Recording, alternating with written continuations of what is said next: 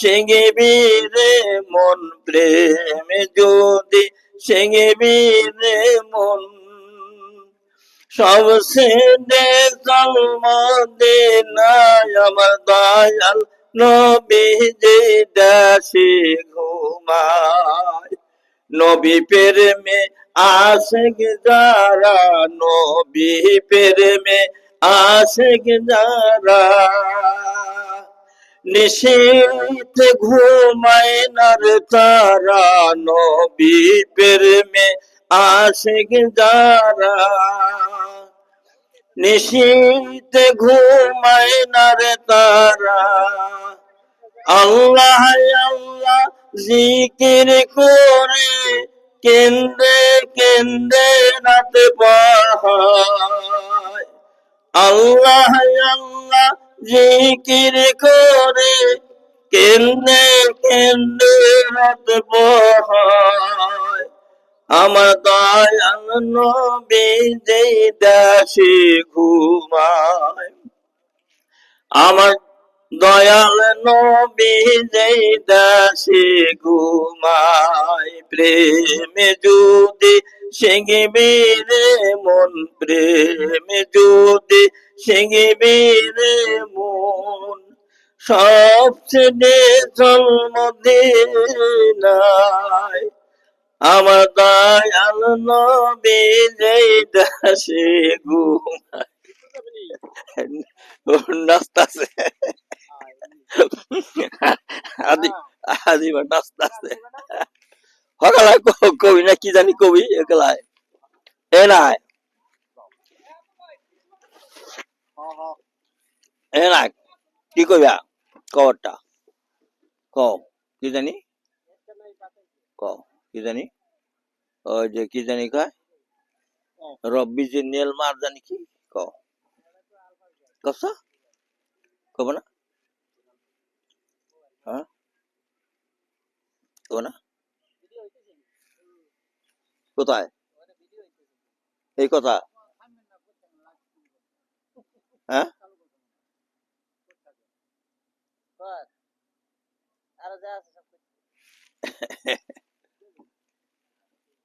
আল্লাহু আল্লাহ أعوذ بالله من الشيطان الرجيم بسم الله الرحمن الرحيم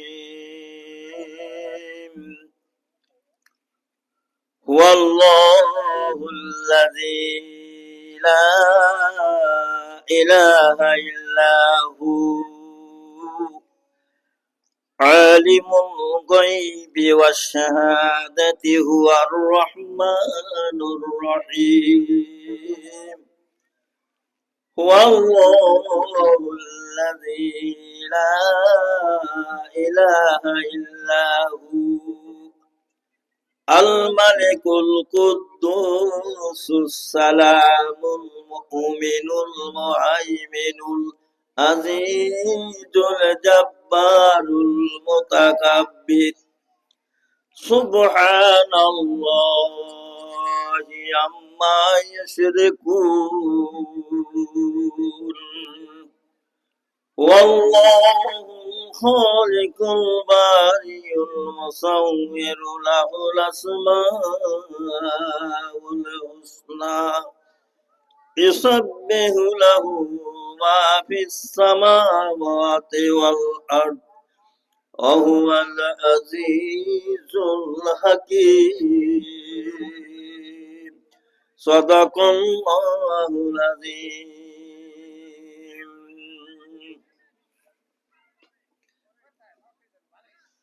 الحمد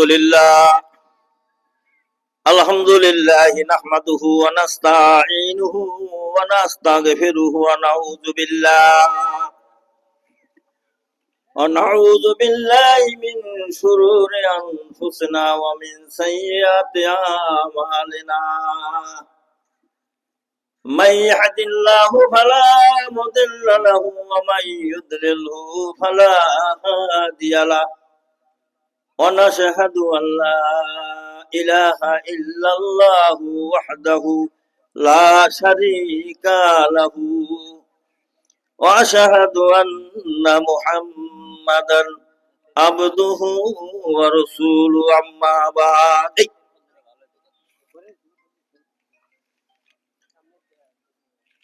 أعوذ بالله من الشيطان الرجيم إن الله وملائكته يصلون على النبي يا أيها الذين آمنوا صلوا عليه وسلموا تسليما اللهم صل على سيدنا مولانا محمد وعلى آل سيدنا মাওলানা মুহাম্মদ বিশ্বের দয়ার নবী ওগে সরওয়ায়ে কায়নাত তিনি হলেন খোদার হাবিব তাজদারে মদিনা আল্লাহুম্মা সাল্লি আলা সাইয়্যিদিনা মাওলানা মুহাম্মদ ওয়ালা আলি সাইয়্যিদিনা মাওলানা মুহাম্মদ আমরা সবে দুরূদ পড়ি খুশি করি নবীকে রোজা সরে নবী বিনে শাফায়াত করিবেন কে আল্লাহুম্মা সাল্লি আলা সাইয়্যিদিনা মাওলানা মুহাম্মদ ওয়ালা আলি সাইয়্যিদিনা মাওলানা মুহাম্মদ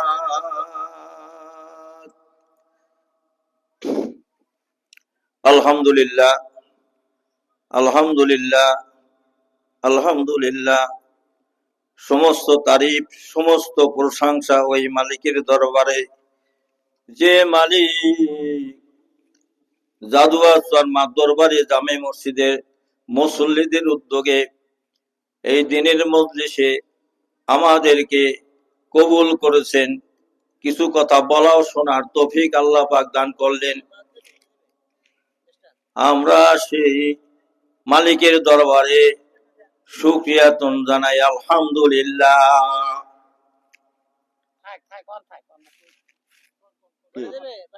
না কষ্ট না বিসমিল্লাহির রহমানির রহিম আল্লাহ তাআলা কোরআনে ঘোষণা করেন ইন্নাদ-দীনা ইনদাল্লাহিল ইসলাম আল্লাহ বলে ইসলাম হইল আমার মনোনীত প্রিয় ধর্ম আর এই ধর্ম রক্ষার জন্য আপনার আমার নবী জনাবে মুহাম্মদ রাসূলুল্লাহ সাল্লাল্লাহু আলাইহি ওয়াসাল্লামকে দুনিয়াতে শান্তির প্রেরক শান্তির বাহক হিসাবে আল্লাহ পাক পাঠাইয়াছেন বলেন সুবহানাল্লাহ যে নবীকে দুনিয়াতে না পাঠাইলে আপনি আমি সৃষ্টি হইতাম না কাল কায়নাত এবং দুনিয়ার কোনো জীব জন্তু কোনো আপনার ফেরেশতা কোনো আপনার নবী পয়গাম্বার কোনো মানুষ এই দুনিয়া আসতে পারতো না দুনিয়াতে সৃষ্টি হইতো না একমাত্র আমাদের নবী মুহাম্মদ রাসূলুল্লাহ সাল্লাল্লাহু আলাইহি ওয়াসাল্লামকে সৃষ্টি করার মাধ্যমে আমরা এই দুনিয়াতে আসতে পেরেছি দুনিয়ার সৌন্দর্য ভোগ করতেছি দুনিয়ার সমস্ত আরাম আয়েশ ভোগ করতেছি এই জন্য মহান আল্লাহর দরবারে আমরা সকলে শুকরিয়া জানাই আলহামদুলিল্লাহ আল্লাহ বলেন তোমাদেরকে আমি এত নিয়ামত দিয়া পাঠাইলাম এত সুন্দর অঙ্গ প্রত্যঙ্গ দিয়া পাঠাইলাম চোখ দিলাম কান দিলাম পা দিলাম হাত দিলাম আমার শুকরিয়া তোমরা যদি আদায় না করো তোমাদের থেকে আমি নিয়ামত ছিনিয়ে নিব আমার আযাব বড় শক্ত এই জন্য আমরা সকলে আল্লাহর শুকরিয়া আদায় করব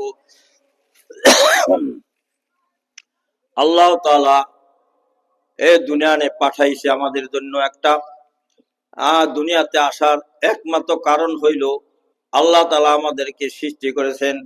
আল্লাহ তাআলা কোরআনে ঘোষণা করেছেন, ওমা খালাকতুল জিন্না ওয়াল ইনসা ইল্লা লিয়াবুদুন, আমি জিন এবং মানুষকে সৃষ্টি করেছি আমাদের ইবাদতের জন্য, আমার বন্দেগীর জন্য।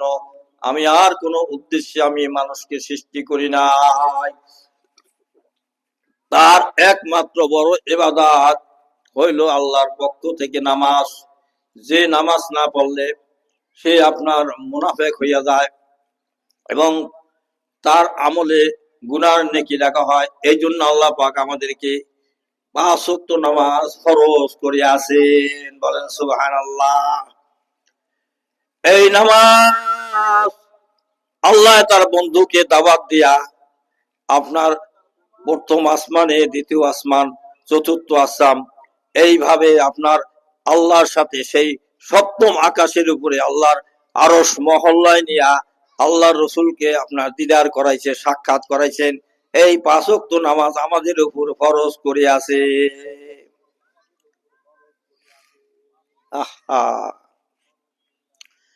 50 ওয়াক্ত নামাজ দিয়েছিল ভাইয়েরা, 50 ওয়াক্ত নামাজ দিছে। আল্লাহ রসুল কমাইতে কমাইতে কমাইতে 5 ওয়াক্ত আনছে। আল্লাহ বলে, বন্ধু গো, তোমার 50 ওয়াক্ত নামাজ ফরজ করছিলাম, তোমার অনুরোধে কমাইতে কমাইতে আমি 5 ওয়াক্ত নামাজ ফরজ করছি। তোমার উম্মতরা যদি 5 ওয়াক্ত নামাজ সময়ের প্রতি লক্ষ্য রাখিয়া আমার ঘর মসজিদে যাইয়া আদায় করে, আমি এই 5 ওয়াক্ত নামাজের পরিবর্তে 50 ওয়াক্তে নামাজের সওয়াব তোমাদের আমল নামায় লিখে দিব। বলেন সুবহানাল্লাহ। এই দুনিয়া মুসাফিরখানা। আমরা এই দুনিয়ায় আছি যাযাবরের মতো। যাযাবর তখন এক স্থান থেকে অন্য স্থানে চলে যায়, কিন্তু আমরা কিছুদিন পর এমন একটা জায়গায় যাব, সেই কবর, অন্ধকার কবর, গভীর কবর। দুনিয়াতে মানুষ আছে, অনেক বন্ধু বান্ধব আছে, কবর এমন একটা জায়গা কোনো মানুষ নাই, আল্লাহ ছাড়া আর কোনো বন্ধু নাই। কবরে আর ছাড়া আল্লাহ ছাড়া আর কোনো বান্ধব নাই।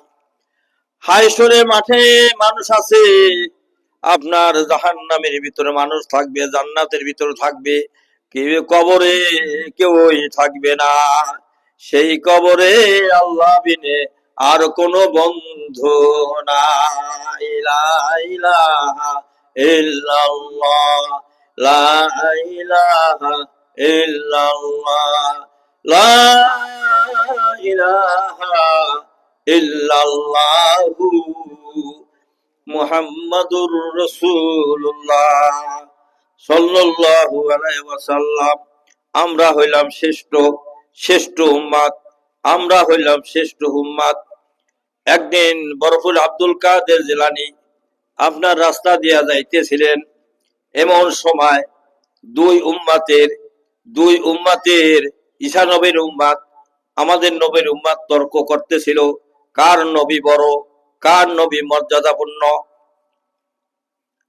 এমনি ভাবে তর্ক করতে করতে যখন আপনার শেষ পর্যায়ে গেল, ঈসা নবীর উম্মত বলল, তোমার নবী তো মরা মানুষ জিন্দা করতে পারে নাই।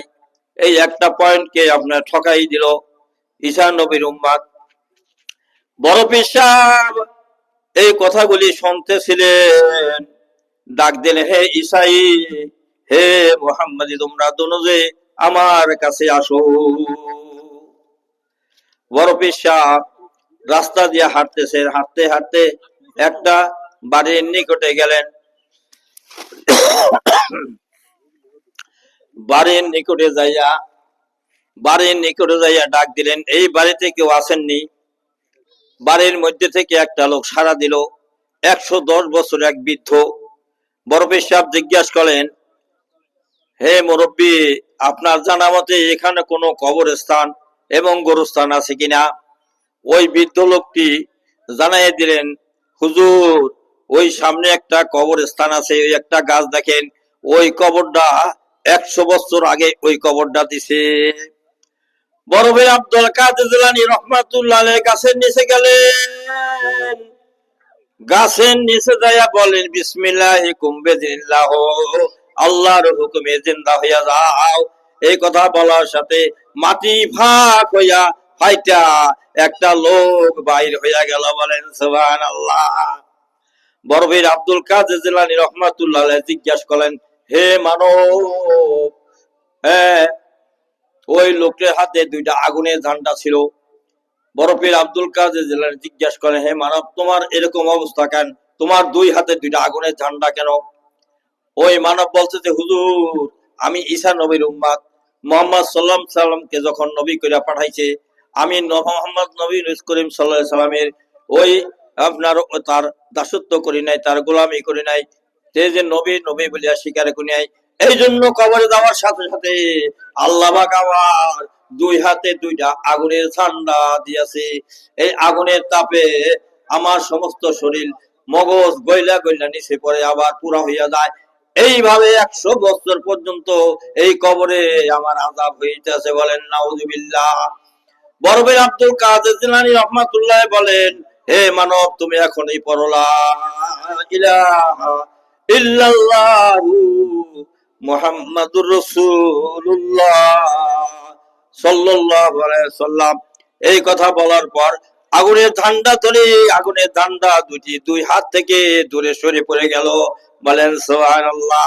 বড় ভাই সাহেব বললেন, হে মানব, এখন তোমার গন্তব্য স্থানে তুমি চলে যাও। বড় ভাই সাহেব বললেন, হে ঈসাই, তুমি জানো নি আমি কে? আমি কোন নবী নই, আমি কোন পয়গাম্বর নই, আমি কোন পয়গাম্বর নই, আমি আখেরি জমানার নবী মুহাম্মদ রাসূলুল্লাহ সাল্লাল্লাহু আলাইহি ওয়াসাল্লামের একজন উম্মত।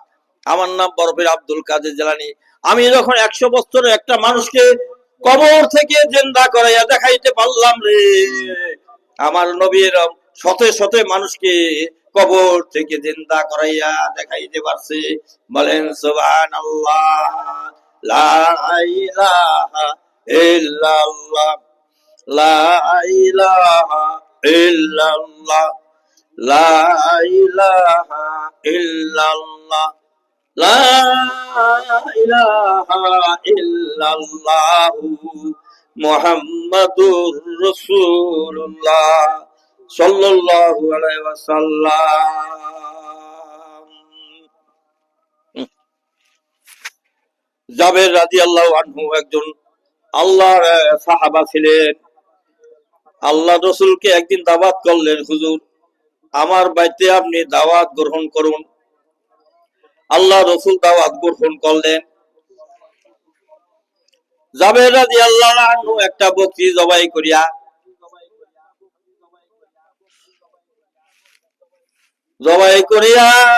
বিবিকে বলল, মাংস বানাইয়া সমস্ত কিছু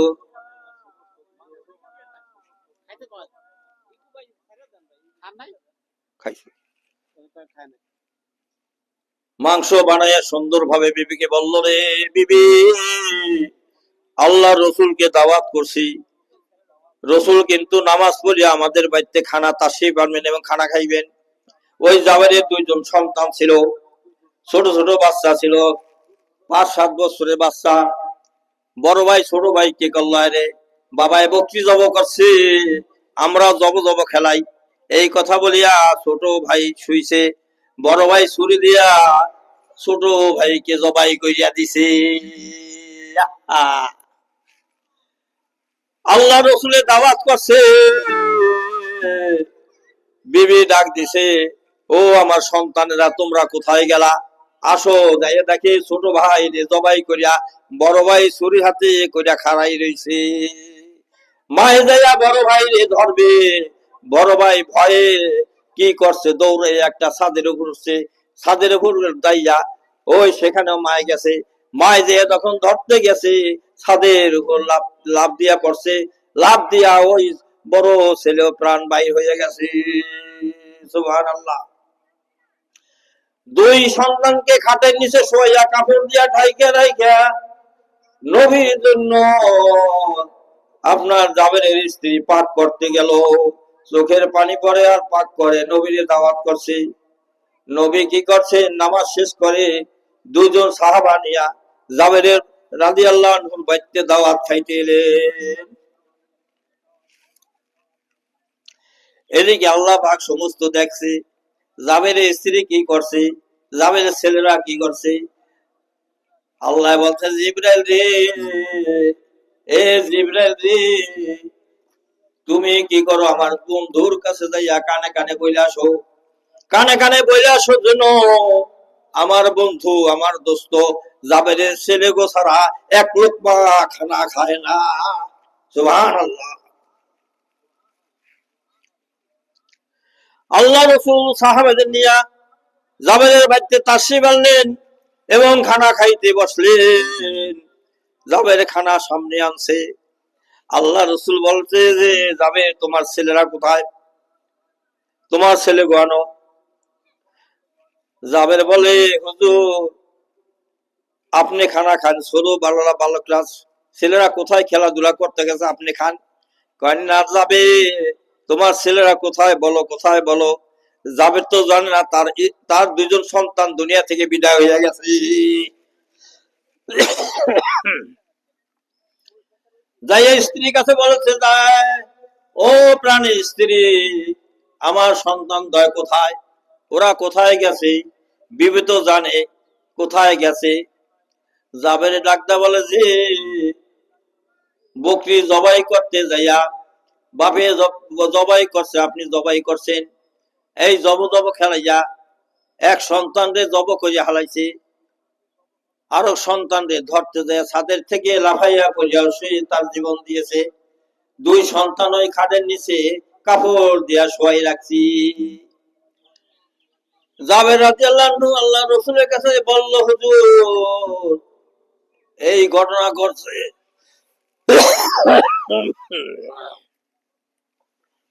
এই ঘটনা ঘটাইছে আমাদের ছেলেরা, আমার ছেলেরা এরকম ঘটনা ঘটাইছে। বলে, যাবে তোমার ছেলেরা কোথায়। বলে, হুজুর ঘরের মধ্যে খাটের নিচে শোয়া। আল্লাহ রাসূল সাল্লাল্লাহু আলাইহি সাল্লাম যাবে ঘরের ভিতরে যাইয়া বললেন, হে কুম বিসমিল্লাহ, বিসমিল্লাহ কুম বিসমিল্লাহ, আল্লাহর হুকুমে জিন্দা হইয়া যাও। দুইটি সন্তান খাটের তলের থেকে লাফাই লাফাইয়া রসুলকে সালাম দিয়া রসুলের সাথে খানা খাইতে বসা গেল। বলেন সুবহানাল্লাহ, লা ইলাহা ইল্লাল্লাহ, লা ইলাহা ইল্লাল্লাহ, লা ইলাহা ইল্লাল্লাহ, লা ইলাহা ইল্লাল্লাহু মুহাম্মাদুর রাসূলুল্লাহ সাল্লাল্লাহু আলাইহি ওয়াসাল্লাম। আল্লাহ রসুল বলছে, দুনিয়াতে দুইটা জিনিস, একটা হলো হালাল, একটা হলো হারাম। হারাম হইল যে জিনিসে আপনার বক্ষণ করলে, যে কাজ করলে পাপ হয়, গুনাহ হয়, সেটা হলো হারাম, নিষিদ্ধ করছে আল্লাহ। আরটা হইলো হালাল, হালাল জিনিস আমাদের খাইতে হবে, হালাল জিনিসে বরকত আছে।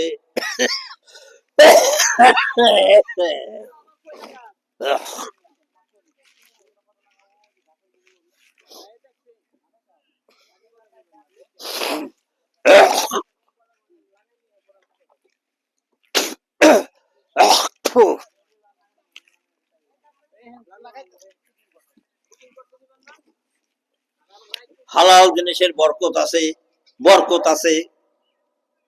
আল্লাহ তাআলা, আল্লাহ রাসূল বলছে, লা ইয়াদখুলুল জান্নাতা গুসিয়া বিল হারাম। হারাম দেহ, হারাম টাকা দিয়া হারাম জিনিস, রক্ত মাংসের দেহ কোনোদিনও আল্লাহর জান্নাতে যাইবে না।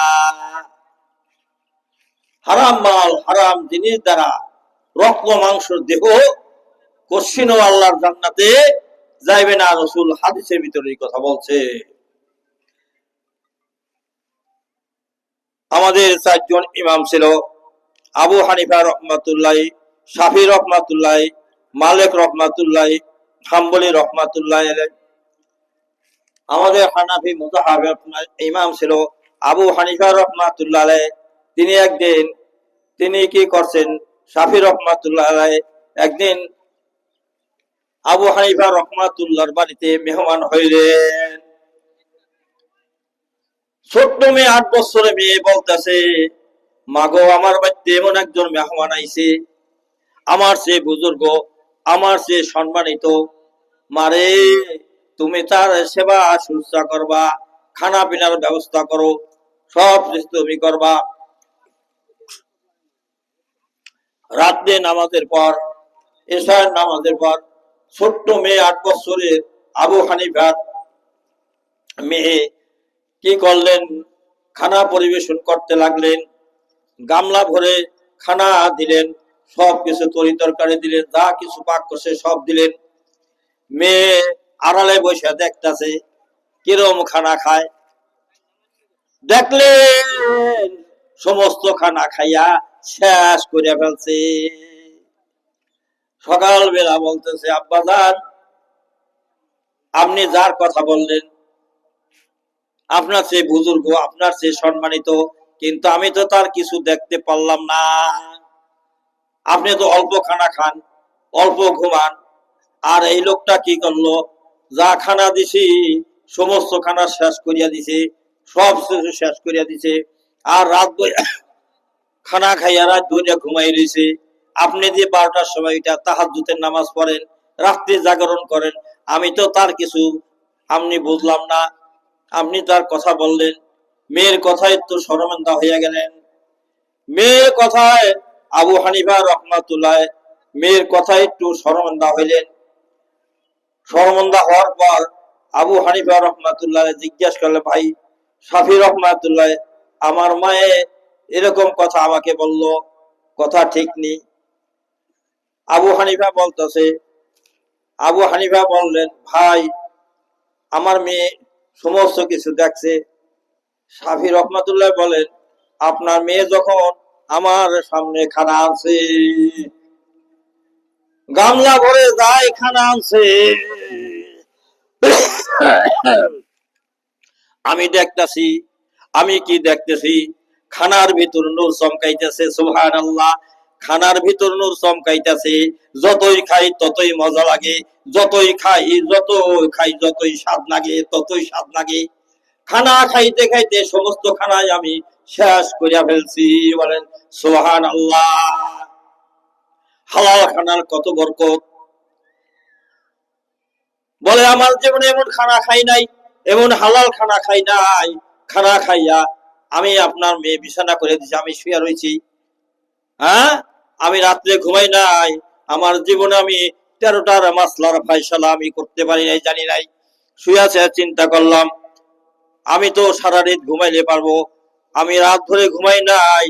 সারা রাত্রি চিন্তা করতে করতে আমার জীবনের 13টা মাসলার ফায়সালা আমি আমার অন্তর দিয়ে আমি জান্না ফেলছি, বলেন সুবহানাল্লাহ। এ হালাল খানার বরকত আছে, হ্যাঁ হালাল খানার বরকত আছে। হালাল খানা খাইয়া ইবাদত করলে সেই ইবাদত আল্লাহ কবুল করিয়া নেয়।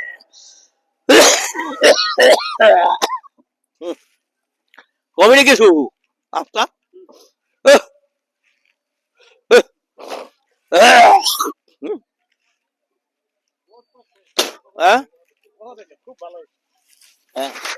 কবি না গ্রামে গেছি, হুজুর আহেন, গ্রামে গেছি। গ্রামে আমার শরীরে